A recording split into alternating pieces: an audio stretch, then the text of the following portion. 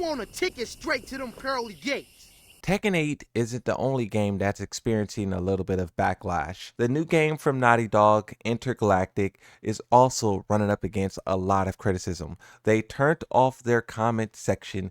Their dislike ratio is kind of similar to what Tekken is, 11,000 likes, 2,700 likes. I have not checked back in on the Tekken 8 trailer, so I don't know if there's more dislikes or not, but I do know that a lot of players are still voicing their opinions on the character, and it spawned this Twitter headline: Clive in Tekken 8, a crossover that's dividing fans. Clive Rosfield in Final Fantasy has been announced as a guest character in Tekken 8, generating a range of reaction amongst fans. While some fans expressed disappointment, arguing that Clive fits better in games like Soul Calibur, others welcomed the crossover, seeing it as an innovative addition that enhances the diversity of Tekken's roster. The developers of both games discuss Clive's narrative overcoming fate align well with Tekken's themes. Despite the mixed feelings, the announcement sparked significant online discussion, with some fans appreciating the bold move and others questioning the choice of character. You can see someone saying this game is for crayon eaters. You can see someone else saying Clive looks like a Soul Calibur character. He doesn't fight with his fists. Meanwhile, in Tekken 8, you have Victor. Another interesting tweet is this one from Speedkicks, where Speedkicks says, all the same boomer complaints about Clive that I saw about Noctis announcements. Why Tifa, not Curie? He doesn't fit the game, which should have been in SC.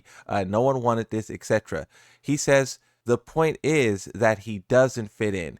Guest characters are not for Tekken fans. And I feel like Harada kind of highlighted this as well, where he said we want to bring in a new audience with this character. And, you know, a lot of people, I believe Maximilian was one of them, was talking about how Noctis was in fact popular in Tekken 7. A lot of people try to rewrite history and downplay Noctis' success in that game.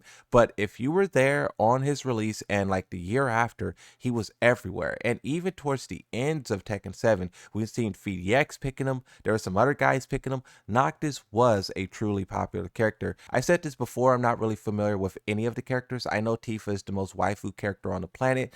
But besides that, I really don't know the difference between Cloud, Virgil, Serfino, whatever the other guy's name is, and Clive. Like, I'm not really a fan of the franchise. So all I'm going based off of is the gameplay, which looks somewhat decent. A lot of people first had this very negative reaction, but then you have this second wave of people coming around saying like, wait a minute, you know, Tifa was never really guaranteed anyways, right? The reason why we didn't get Tifa is probably because they don't want to give us Tifa.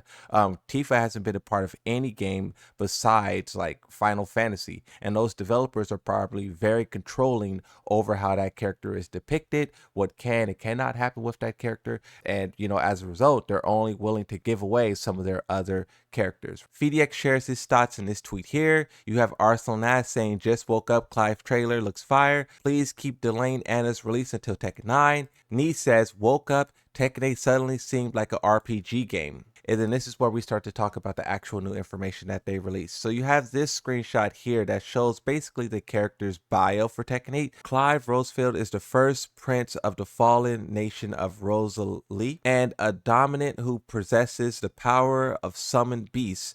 Based on his own beliefs, Clive continues to fight to create a place where people can live as people. But one day before the final battle, he loses conscience due to strong mental interference for someone.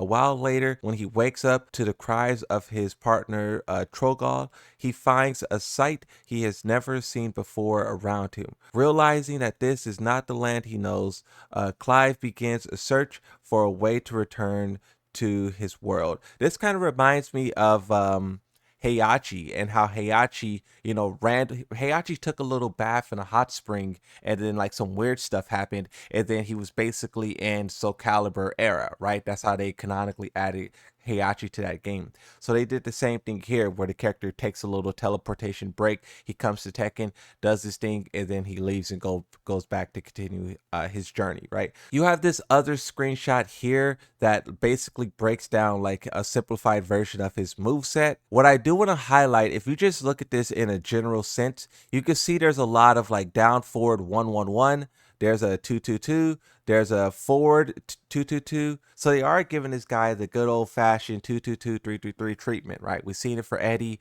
Raven, Kunimitsu had a variation of it. Even Katarina had her 323 444, Victor. So this is a common trend that we're seeing from the developers, and it is no surprise at this point, right? I think the developers made it obvious that this is the direction that they want to go. And me personally, I just want to see how it pans out. It's a bold strategy, Cotton. Let's see if it pays off for him. We do have some gameplay, some new gameplay. I know the update goes live probably the time you're watching this video, it will be out. I don't know if we're going to get patch notes, like if they're going to balance anything, change anything. I don't know. Definitely stay tuned. I'll keep you guys informed when we get that information. The stages in Tekken 8 were told to be bigger than Tekken 7, but with all of this travel that all of the characters is doing, I mean, you feel like you're fighting in a little tiny box. Like, look, this guy with a few moves, he covers basically the entire stage, and you're so close to the wall already with one attack, right? You know, people have a misconception. People think that 2D characters are super OP and they're busted and they don't want 2D characters. But what you have to realize is that this is just the way that they do DLC characters generally, right? DLC characters tend to be far stronger, far more tricky and confusing to deal with than the average base roster character. And when you're talking about a guest character of any sorts, if it comes from a movie, a TV show, or a different video game genre entirely, it's probably going to be significantly stronger. And we have mountains of evidence to suggest that. But now we're going to talk a little bit about what they showed at the first episode of the Tekken Talk. It wasn't much, and a lot of people definitely were upset about that. I think a lot of people are just kind of like steamrolling with the negativity, which is fair enough. You know, it's if the players feel how they feel, then so be it. You know, there's things that I'd be upset about, and everyone else think is absolutely ridiculous. So you know, fair enough. You know, I just took a couple of screenshots of things that I thought was interesting. So considering the characters, world setting, and actions. The next screenshot said, I thought it would be interesting to bring it into the Tekken universe. So this screenshot is talking about why they selected the character. They're already drawing a lot of similarities between Clive and Jin Kazama, and I am interested to see what they decide to do to build off of it, or if this is everything that they're delivering, right? Okay, so what's also interesting about this is Nakatsu basically is saying that he is the one who basically decided this guest character, right? He's saying, I was looking around, I saw Clive, he looked super interesting from everything like the world building, lore, character, etc.